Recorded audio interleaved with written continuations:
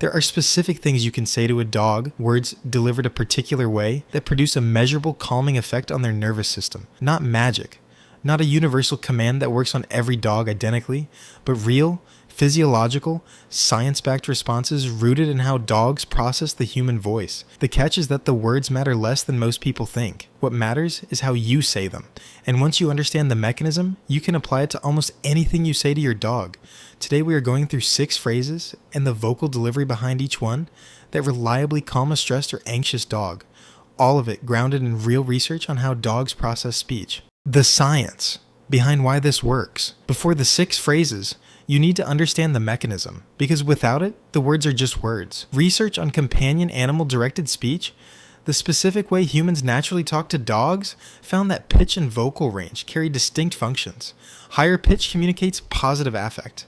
A wider pitch range is more of an attention-getting device. Dogs are processing these vocal qualities continuously, separately from the literal content of what is said. Separate research on oxytocin and cortisol in dogs found that the type of touch and vocal interaction a dog receives directly correlates with their hormone levels. Calm, stroking type interaction, paired with a slow, low, steady voice, is associated with lower cortisol. Activating, high energy interaction raises it, even when the dog shows no outward signs of distress. Research on dog training has also found that the duration and tone of speech directly affects behavioral outcomes. Calmer, more even intonations were associated with better responses, while sharp or repeated corrective speech correlated with worse ones. This means the calming effect of any phrase is not really in the phrase, it is in the vocal delivery wrapped around it, slow, low-pitched, steady, with long pauses between words. Say any of the 6 phrases below in a sharp, fast, high arousal tone and the calming effect disappears entirely. Say them slow and low and the nervous system responds. 1. It's okay. This is the most universally used calming phrase among dog owners, and it works for a specific physiological reason once delivered correctly. The effectiveness is not in the semantic content. Your dog does not understand okay as a concept. It is in the rhythm. 2 soft syllables, low pitch, slow delivery, often repeated 2 or 3 times in succession. That repetitive, low, slow vocal pattern mirrors the kind of soothing vocalization used in infant-directed speech, which research has shown shares acoustic properties with how owners speak to their dogs during calming interactions. Said sharply or quickly, it's okay can actually raise arousal. The clip delivery reads as urgency rather than calm. Said slowly, low, with space between the words, it functions as a genuine de-escalation signal. Pair it with stillness. Moving while saying it dilutes the effect. Stillness plus slow, low repetition is what produces the physiological response. Many owners say this phrase while simultaneously tensing their own body or hovering anxiously over the dog, which undermines the entire signal. The phrase only works if your body is saying the same thing your voice is. 2. Their name, said slowly. We have covered extensively in this series how loaded a dog's name is emotionally. But in a moment of stress specifically, the name functions differently than in ordinary use. Said slowly, in a low and even register, a dog's name during a stressful moment acts as an orienting cue. It redirects their attention away from the source of arousal and toward you, the attachment figure whose regulation they are wired to seek. Research on attention-getting vocal devices found that pitch range, not pitch alone, is what captures and redirects attention most effectively. This is different from calling their name to get them to come. In a calming context, the name is said once, slowly, softly, almost like you are simply acknowledging they are there, not a command, an anchor point, a reminder that you are present and aware of them in this difficult moment. Owners often default to repeating the name rapidly when their dog is distressed, calling it over and over in an escalating tone as the dog continues to struggle. This has the opposite of the intended effect. One slow, calm utterance of the name does more than 5 rushed ones. The single calm repetition is the orienting signal. The rapid repetition reads as your own rising panic and the dog absorbs that instead. 3. I've got you. This phrase works through a slightly different mechanism than the first 2. It is less about rhythm and more about consistency of association.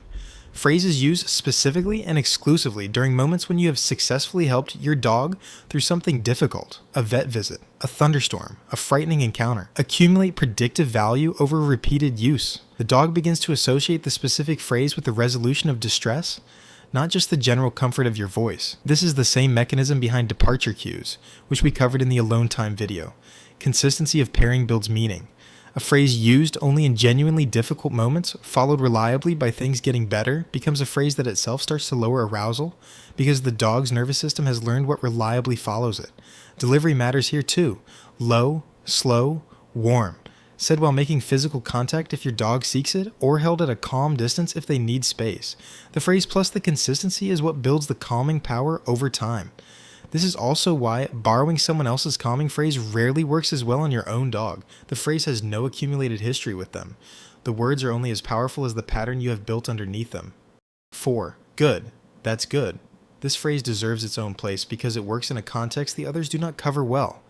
The moment your dog is actively in the middle of doing something difficult, like holding still during a nail trim or tolerating an uncomfortable procedure, unlike "it's okay," which reassures about the situation broadly, "that's good" reinforces the specific behavior of staying calm while it is happening. Research on praise word processing found that dogs process the semantic content and the emotional tone of praise words in parallel, with the reward system activating most strongly when both align. Said with genuine warmth in real time during the difficult moment itself, it gives your dog active feedback that what they are doing right now, staying still, tolerating, not bolting, is working. This is different from praise after the fact. The timing is what makes it function as a calming tool rather than just an encouragement. Said continuously in a low rolling cadence. Good. That's good. Good. During the hardest few seconds of something difficult, it gives the dog's nervous system a steady auditory thread to hold on to while the discomfort passes.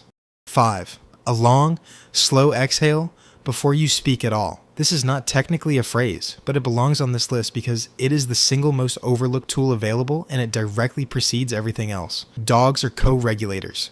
Research on the human-dog stress relationship has found that dogs can detect elevated cortisol and human stress sweat through scent alone, and this detection measurably affects the dog's own behavior and arousal. Before you say anything calming, your body is already broadcasting your actual physiological state, and your dog is reading it. A long, slow, audible exhale before you speak does two things simultaneously.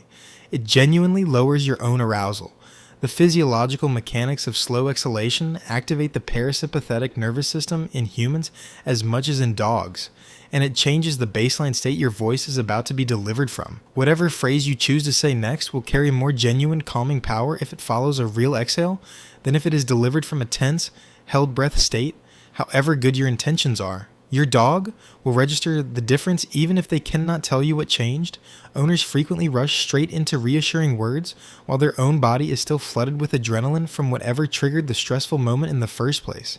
The exhale is the step that makes everything that follows actually true rather than just performed. 6. Silence, held deliberately. The sixth one is not a phrase at all. It is the deliberate absence of one, and in many situations, it is more powerful than anything you could say. Research on dog training and vocal interaction found that excessive or repeated reprehensive speech actually correlated with worse behavioral outcomes in dogs, while higher, calmer intonations were associated with more successful responses. The implication extends beyond training. A dog already in a state of high arousal is not necessarily helped by more verbal input. Sometimes additional sound, even well-intentioned, soothing sound, adds to an already overloaded sensory environment.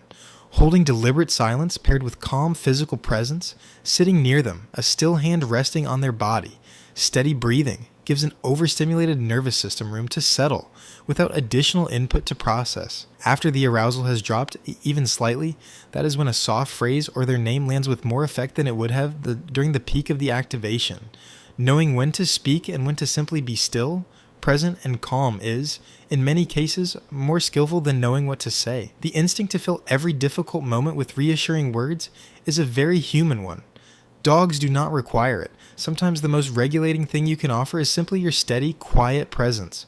Proof that you are there, calm, and not adding to the noise. None of these are magic words. They are vocal tools, rhythm, pitch, consistency, and presence that work because of how your dog's nervous system is wired to respond to you specifically. Drop a comment. I read every single one. Subscribe. New video every week. See you next time.